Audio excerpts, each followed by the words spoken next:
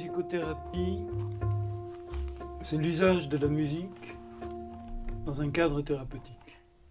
Bon, c'est un peu limité, mais pas tant que ça quand on comprend qu'un cadre thérapeutique, c'est complexe et évolutif.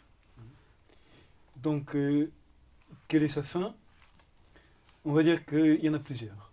La première, c'est de créer ce qu'on appelle un canal de communication avec le patient. Ça veut dire un mode de synchronisation, au moins pour un temps. À partir de là, va apparaître des différences dans l'échange de ce qui a été vécu, la valeur que l'on donne à ce qui a été vécu, que ce soit d'écouter une musique ou bien de participer à un moment de création. Et à ce moment-là, la valeur va faire intervenir des différences où la personne va se situer dans cette synchronisation comme singulière.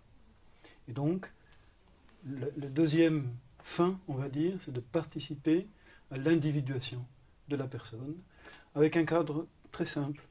Nous obéissons au même tempo et à la même mesure, au même nombre de temps, mais on est invité à faire des choses différentes en même temps. C'est-à-dire, j'écoute l'autre en m'écoutant.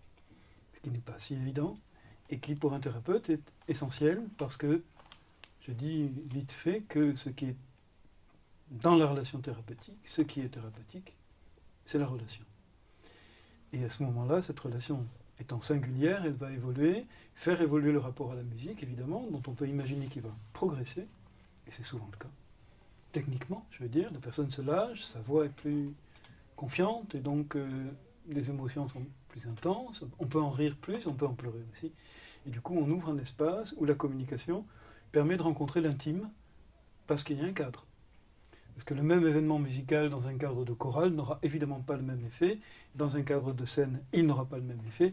Parce que dans le cadre thérapeutique, on ne travaille pas uniquement la production, mais qu'est-ce qui fait obstacle éventuellement à la production, ou qu'est-ce qui fait qu'on reçoit mal une musique, ou au contraire, pourquoi on adore tel et tel type de musique, mais pas tel autre. Et à ce moment-là, on va rentrer dans ces différences dont je parle, qui permet à la personne de se situer comme singulière, appartenant à des groupes, mais singulière, avec des goûts, et puis des goûts qui peuvent évoluer. C'est surtout ça qu'on apprend.